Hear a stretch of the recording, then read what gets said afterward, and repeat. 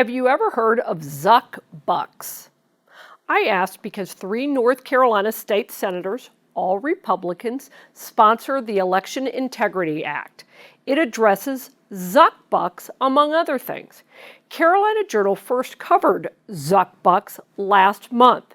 Covering a study from Capital Research Center, reporter Johnny Campus wrote that billionaire Facebook founder Mark Zuckerberg and his wife Priscilla Chan donated $350 million to a previously obscure little nonprofit, the Center for Technology and Civic Life.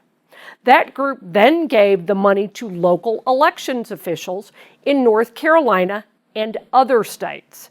The cash infusion turned the group into what CRC argues, and I quote, an activist juggernaut with the means to effectively manage the elections in numerous cities and battleground states across the nation, unquote. 4.3 million of those Zuck Bucks went into 34 North Carolina cities and counties, in addition to a $1 million grant to the State Board of Elections. According to CRC, Democrat President Joe Biden gained about 80,000 votes in the counties that received those grants.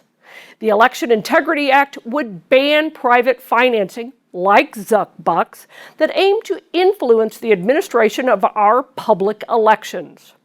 Now, with this type of big tech meddling in elections, it's no wonder our recent poll found that fully 40% of North Carolina likely voters don't believe the 2022 elections will be free and fair.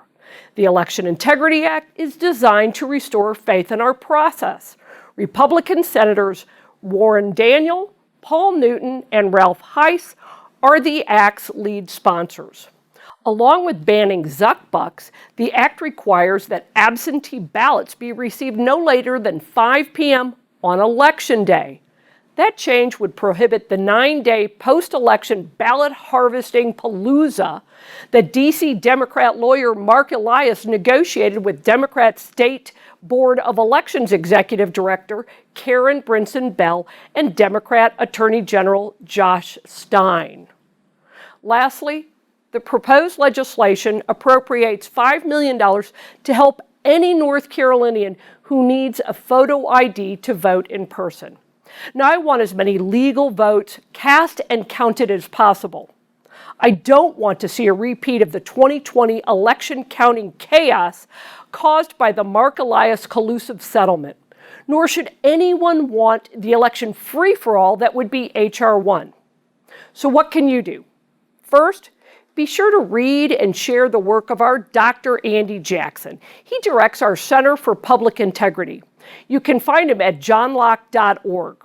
Also, let your elected officials know how you feel about the Election Integrity Act. And finally, consider getting involved in your county's local election board. You can make a big difference in your own backyard.